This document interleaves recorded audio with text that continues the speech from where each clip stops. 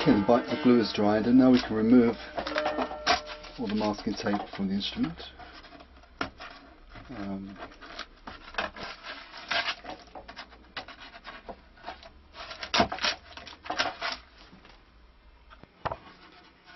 Okay, so we have the bindings on now. We do need to sand these down flush with the soundboard, but before we do that, what we're going to do, we're going to glue on the walnut cap I mentioned before. We're going to put that on the back, and we're also going to put on we're going to glue some pieces of wood along the sideboard just temporarily. Now what these will do is they will hold, they're going to hold the fingerboard in place when we glue up. So we're just going to just three lots either side, and these just will help when we're clamping. It will help stop the fingerboard from moving off the neck into a different position. We could also use a pin to do that, little pins in the fingerboard, but this way is very simple. We just glue these pieces, just spot glue with a bit of PVA in 3 places so that it can't move.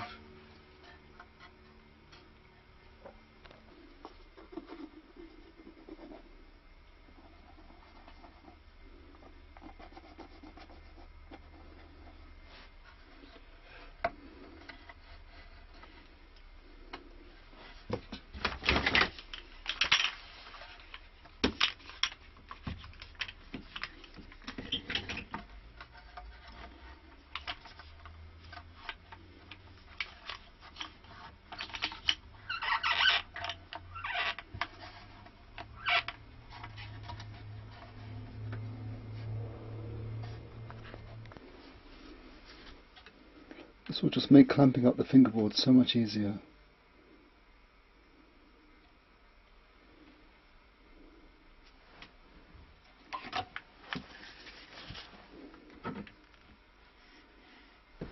Okay, now we can just put this into a board, and if we clamp this board down,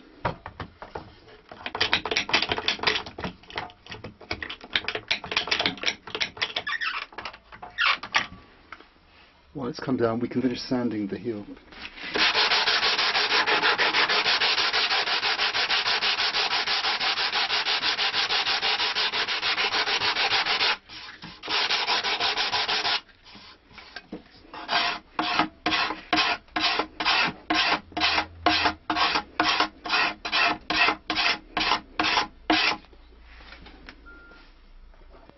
Okay, so before we attach our fingerboard, we do need to sand down the bindings on the top, especially where the neck is going to meet the soundboard.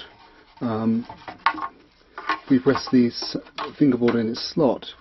At the moment it's resting proud on the bindings and the soundboard, so we need to sand this down. And I set this neck at a very fractional angle, so we have to sand away just where the fingerboard is going to go. It has to be, we can mark on with a pencil. So if we mark on at this end, we're allowing about 5 millimeters. 5 millimeters for the nuts, so we'll just mark that. And at this end, if we just mark on roughly where the fingerboard's going to go, take that off. Okay, we can see that this is going to have to be sanded down. The best thing to do, well, we need to remove this slide anyway, so what we're going to do, we're going to plane this down very carefully, and when we get to the level of the soundboard, we use sandpaper.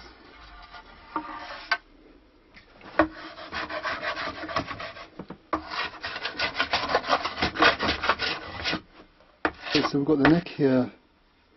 This is the area that we've just planed down, and we've got it so that this follows in a straight plane all the way from here. So this is, you've thinned it down probably a millimeter here to reach, so it's the same level as the neck. We are going to sand it with a sanding stick just to make sure, but that should be fine. Okay, so we're just going to just make sure it's level. Take our sanding stick.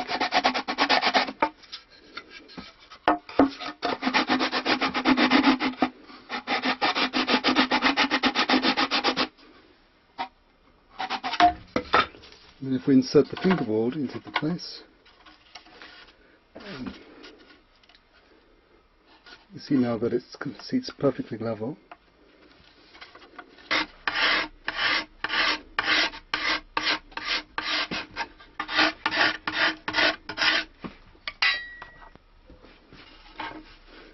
Scrapers can also be used on the side of the instrument.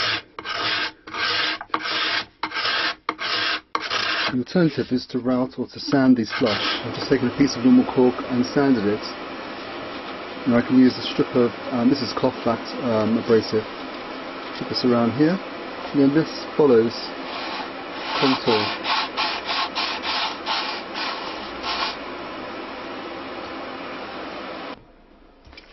It takes several hours of scraping and sanding to get down to this level, but it's almost there. You see the binding is flat with the sides now, and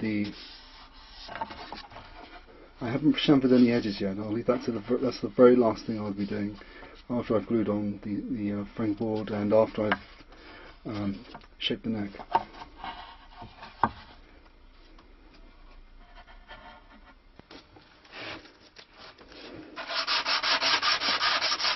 What we can do is pay slightly more attention when we're sanding to this edge around here. This will enable we don't want to touch the middle area at all. We want to leave out the same thickness that we thickness that. But if we just sand lightly around here, we're just reducing it by say 0.5 millimeter or so. This helps the soundboard work more effectively. The last thing I like to do is to clamp the fingerboard in position and take a little bit of linseed oil and place it on the soundboard at this point. I do this now because I don't want the glue to stain the soundboard, because Titebond can stain the soundboard and it'll be like a white line. So if I do this now, it will stop the glue line from showing.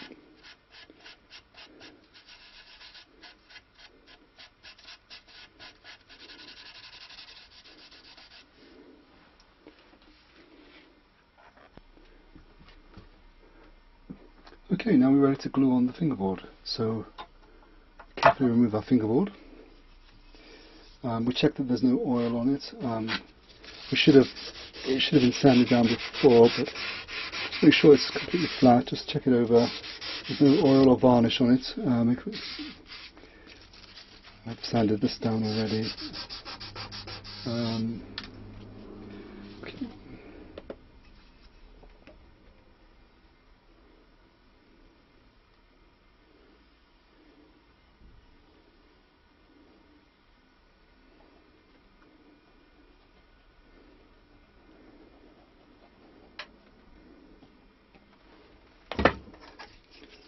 Just make sure it's nice and spread nice and evenly.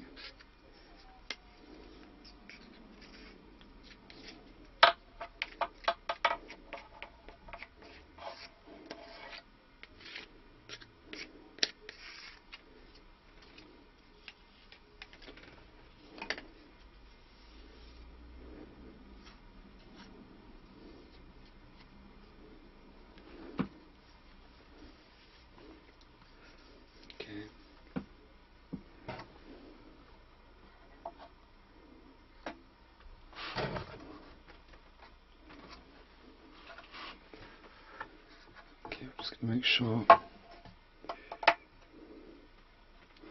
So we just need to double check at this end that there's the right amount for the nut. We can fit the nut later to fit, but it's best to make sure we've left the right amount of space. Check at this end. When we're happy that it's in the right position, then we can apply the clamps.